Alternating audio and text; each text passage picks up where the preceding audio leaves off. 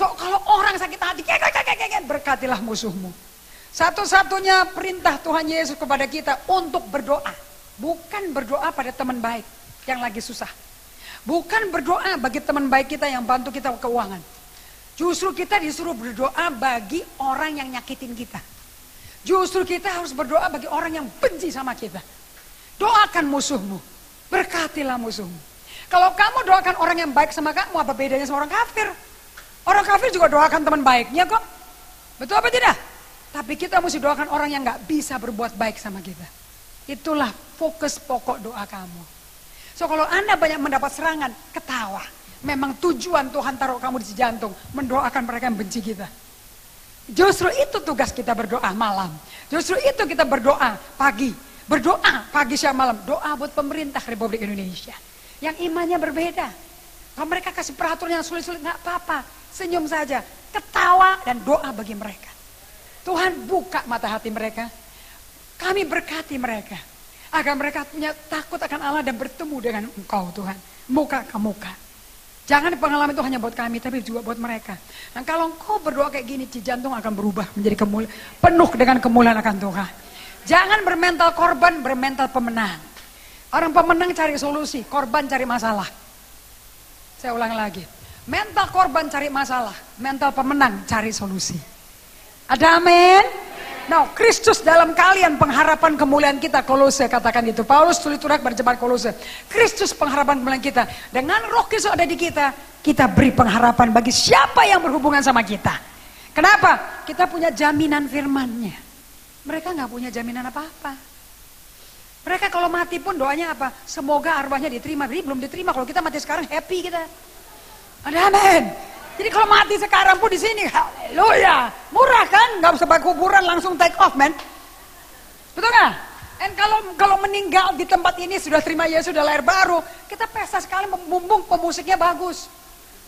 Kita jangan nyanyi lagu, lo mati, bersukaria. Dianya udah take off ke surga. Saya kasih kesaksian ya. Kakak tertua saya 63 tahun. Saya 60 tahun. Hari ini kalau saya agak dandan karena saya mau kondangan ke orang kawin. Tapi memang sehari-harinya juga rapi sih. So, gak sehari-harinya kayak begini ya. Kadang-kadang juga jebabrek, rambutnya juga sama juga gitu loh. Karena kita semua melalui pencobaan, melalui tes, melalui ujian iman. Dari glory ke glory, termasuk yang khotbah masih belum kelar diuji, masih terus diuji. Ya, jadi kadang-kadang kalau rambut saya berdiri-berdiri ya mengerti saja karena saya mengalami ujian saya belum pernah lakukan sebelumnya. Buat apa ujian yang udah pernah lakukan dia tutup mata juga pasti 100. Betul kan? Kalau anak SMA ujian SD terus ya terangnya 100 terus. Betul dong. Tapi kalau anak SMA ujian SMA bahannya kan beda sama SMP. Dakdikduk gak tuh? Jadi kalau kelas pendeta ujiannya juga kelas pendeta. Jadi kalau rambut saya bisa keriting-keriting, bisa berdiri-berdiri keluar, jangan kaget. Orang berkata, kok rambutnya begini berantakan sih, kok gak rapi? Saya bilang, tenang, rambut casing, yang penting roh gua melayang tinggi bagai Raja Wali. Karena aku lagi menghadapi tantangan gila, lagi tantangan yang ancaman dari anak Tuhan sendiri. You see, Daud pun mengalami dari pemimpin mentornya sendiri. So Anda akan mengalami banyak ujian. Dan kalau ada orang lagi susah, jangan diketawain, jangan dihakimi. Galatia 6 berkata, ikut bersusah pada orang yang sedang bersusah. Ketawa dengan orang yang ketawa. Ada amin? So ada budaya, ada karakteristik daripada ciri-ciri anak Allah. Nah itu yang bikin orang dunia berkata, kok kamu berbeda ya? Iya dong, kan Bapak kita kan di sorga, bukan di bawah. Ada amin? Kalau di bawah itu pencuri, pembinasa, pembunuh. Kalau Bapak kita di surga enggak mencuri, malah memberkati. Pencuri datang untuk mencuri, membunuh, membinasakan. Tapi aku datang untuk memberi hidup, bahkan hidup berkelimpahan. So kalau orang jahatin kita, kita kasih kata-kata yang berkelimpahan. Jangan kasih kata-kata yang Shaolin, pakai pedang lagi, cara. Justru kasih kata firman yang membangun, menguatkan. Makanya buku Alkitab jangan dipeluk, diperkatakan.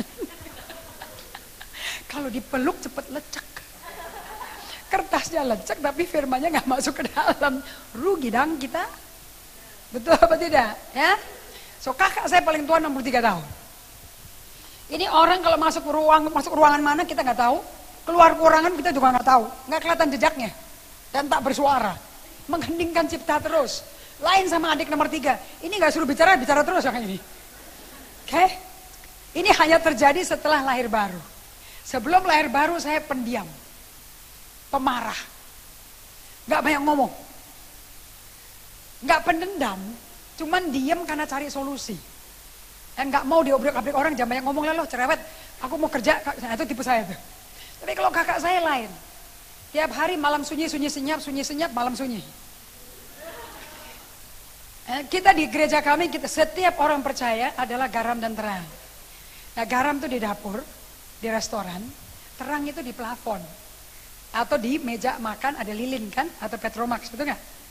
Beda elemen ya, tapi kerjaannya sama. Dua-duanya alat mempengaruhi. Oke, agent of change, agent of influence. Karena sedih kalau makanan nggak enak, kasih garam nggak kelihatan, diaduk-aduk juga nggak kelihatan. Pas dimakan sedap Jo. Hidup kita mesti membawa kesedapan di lingkungan kita. Tapi mesti ke lingkungannya nggak enak. Kalau udah enak ngapain dimasukin, nggak kerasa apa-apa, nggak ada bedanya malah keasinan. Betul? Lampu mesti ke tempat yang gelap. Satu ruangan gelap. Begitu Anda masang korek langsung apa? Ada terang, semuanya ke arah terang. Padahal cuma korek kecil loh. Jadi terang sekecil apa? Mendesak, mendorong kegelapan keluar. Kita terang Allah, kita dorong kegelapan di Cijantung, di keluarga kita, di kantor kita, minggir keluar. Karena terang Allah ada di sini. Ada amin? So kakak saya ditaruh sama-sama Tuhan di dalam situasi di mana papa mertuanya tiba-tiba diketemukan nggak bisa makan, nggak bisa ngunyah, mual, muntah-muntah dan sedih, dia stres kok nggak bisa makan padahal lapar. Ternyata ada tumor di kerongkongan dia. Nah ini agak aneh. So dipindahin dari Batu Malang, pindah ke Surabaya, dokter angkat tangan, pindah ke Jakarta ke Medistra. Dan dari Medistra dokternya juga nggak bisa ngapa-ngapain, hanya bantu HB-nya yang turun supaya dinaikin lagi. Kemudian keluar, dia bilang, kita pulang aja ya. Dia bilang, makan panadolnya masa gak bisa beres sih, panadolnya kelar katanya. Gak taunya, pada waktu, dan dia gak mau dengar Injil, dia orang Bangka, istrinya orang Jawa, pendidikan Belanda, so kita Hollandse spreken. Nah, tetapi dia gak pernah tertarik, hanya nyenengin istrinya aja ke gereja. Tapi tidurnya di situ. Dan ini sudah usia 82 ya. So pada waktu dibawa ke rumah, kakak saya tuh diajarin sama kita punya buku kehidupan. Jadi kan orang selamat kan namanya dari buku kehidupan Tuhan di Wahyu 22 kan. Sebelum masuk ke situ, masuk ke buku kehidupan kita dulu. Kita daftarin nama-nama orang yang kita doa syafatkan supaya bisa berdamai dengan Tuhan. Supaya bisa lahir baru. Tanpa direncanakan tidak akan terjadi. Harus direncanakan. Harus ada orang yang doakan. Tidak terjadi mendadak karena pendeta hebat. Tapi sebelumnya ada orang yang doain. Ada amin? Nah keselamatan itu direncanakan. Tidak terjadi mendadak. Yesus pun rencanakan 2000 tahun yang lalu. Nggak mendadakan. Hanya orang manusia Kristen saja sukanya dadakan. Sukanya mengalir dengan Roh Kudus mengalir. Tapi mengalir tapi nggak bikin perencanaan. Itulah bikin kita kehancuran. Orang dunia berkata kalau kamu gagal membuat perencanaan, kamu merencanakan untuk gagal. So perencanaan adalah iman ternyata. So kita semua mesti bikin goal iman. Tahun ini papa mama kita bertobat. Tahun depan kakak kita bertobat. Tahun depan bulan keberapa ipar kita bertobat. Harus direncanakan. Sehingga doamu ada deadline. Ada amin? Kakak saya lakukan buat papinya. Dan sampai tinggal di rumah kemarin di Cinere. Semua tuh dia datang ke rumah macet 4 jam. Dari rumah kami ke Cinere. Tahu gak kenapa? Karena jalan ditutup buat Raja Salman. Nah kakak saya 63 tahun, badannya gendut, besar, cuman lemes. Kurang bergairah. Jadi dia bukan tipe orang yang punya solusi dah. Pokoknya nerima nasib. Jadi sama saya kurang cocok. Kalau main sama saya mesti up. Karena Tuhan belum selesai sama kita. Jadi nggak boleh putus asa. Karena kita belum jadi sesuai gambar akhirnya dia bagi kita. Ada amin? Nah, Namun pada malam itu waktu Raja Salman datang ke Jakarta, dia tuh 4 jam tidak tidur, tidak ketiduran, nggak goyah, nggak bingung. Dia tuh kayak ada kekuatan ekstrem masuk ke badan dia, dan dia berkata pasti gue sampai, pasti gue sampai. Dan hari itu dia malam itu dia yakin dia jam 9 malam baru tiba. Dia yakin dia akan ngomong ke papahnya, nggak tahu mau ngomong apa. Dan sampai tiba di sana, semua lagi lagi nangis semuanya, karena badannya papanya dia udah dingin. Denyutnya nggak ada. Mesin EKG, alat suster dari rumah sakit dipindahin, alat EKG membaca jantung dibawa, rata. Dan semua jerit-jerit. Dia masuk ke situ, dia bilang, minggir semuanya. Izinkan saya ngomong ke papa, izinkan saya doakan ke papa. Tanpa dia tahu waktu dia ngomong kayak gitu. Kenapa kok badannya dingin? Rohnya itu bapak itu keluar dari badannya. Kenapa kok kita bisa ngomong gini? Karena rohnya balik lagi. Waktu balik lagi, dia melek. Langsung spontan dia ngomong, kenapa kita balik lagi ya? Itu namanya kehidupan rohmu keluar casing. Jelas ya? Ini reality, kalau ada orang mati dan dia menghembuskan napas terakhir, itu rohnya keluar. Nah itu manusia rohnya lepas dari casing ini. Tapi nggak mati. Itu kekal, karena yang dari Tuhan akan seperti Tuhan. Kalau Allah kekal, ya roh kita kekal. Ada amin? Yang nggak kekal ini loh, karena ini dibikin dari debu. Dari debu kembali ke debu. So dia bilang, kenapa aku balik lagi? Atau adiknya udah teriak-teriak, dia udah menjerit-jerit nangis. Terus dia bilang, aku lihat lo dari atas, kamu teriak-teriak lo, nyanyi-nyanyi, kamu teriak-teriak nangis-nangis lo. Terus aku lihat di pinggiranku, sekeliling penuh mayat, penuh orang mati loh. Saya bingung loh, di mana tuh tadi? Dan tiba-tiba saya balik lagi. Balik lagi hanya untuk mendengar. Anak iparnya berkata, Papa tahu tuh Bapak akan kemana? Bukankah hari ini Bapak mesti diberi kehormatan oleh pencipta Papa untuk bisa masuk ke tempat di mana penciptanya Papa berada. Dan Papa bisa tinggal sama dia selama-lamanya. Tidak di antara orang mati, tapi dia orang yang dihidupkan oleh Tuhan. Papa mau kenal orang yang punya surga itu. Itu tempat hidup kekal namanya surga, Pak. Di mana nggak ada orang mati, yang ada orang hidup, bahkan hidup berkelimpahan. Bapak mau kalau mau langsung dipimpin doa keselamatan. Saya tanya kakak saya, benar-benar kamu doa keselamatan? Benar, gue tuntun katanya. Dan selesai doa, katanya mukanya kinclong. Langsung dia berkata, kayak transit ke negara lain gitu loh, mukanya.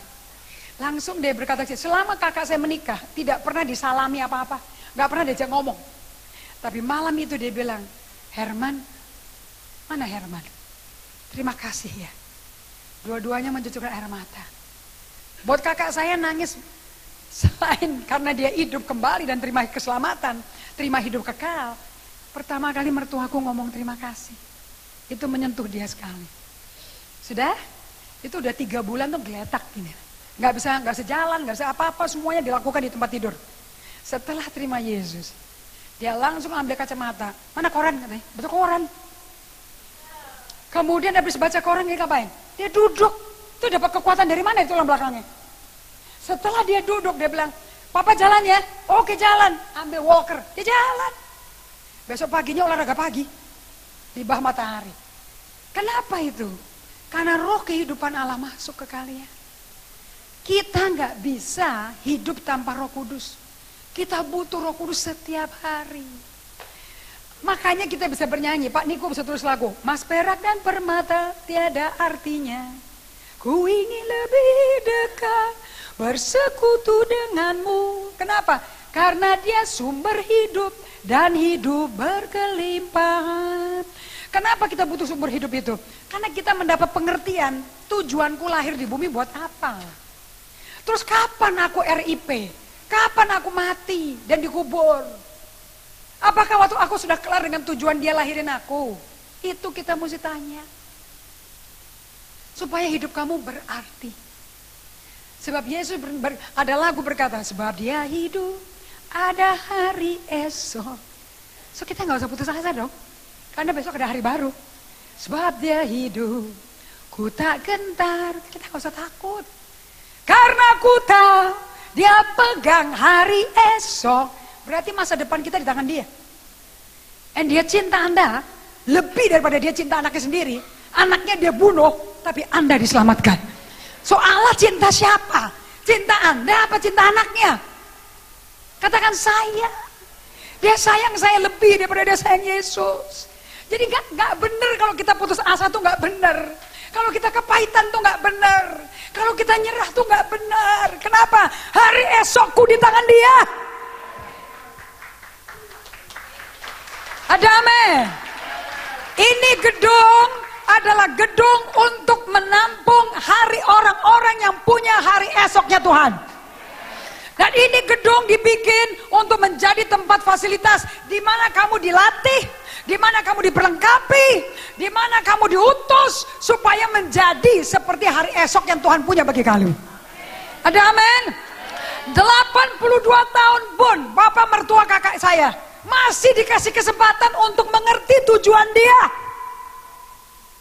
Bukan sekedar mati dalam keselamatan, tetapi 82 tahun, Om, Papa tahu kenapa Papa lahir. Kita kasih ayat ini. Baca sama-sama. 2, 3. Sebab engkaulah yang membentuk buah pinggangku. Stop, buah pinggang adalah ginjal. Lanjut. Menenun aku dalam kandungan ibuku. Siapa di sini dari orang NTT?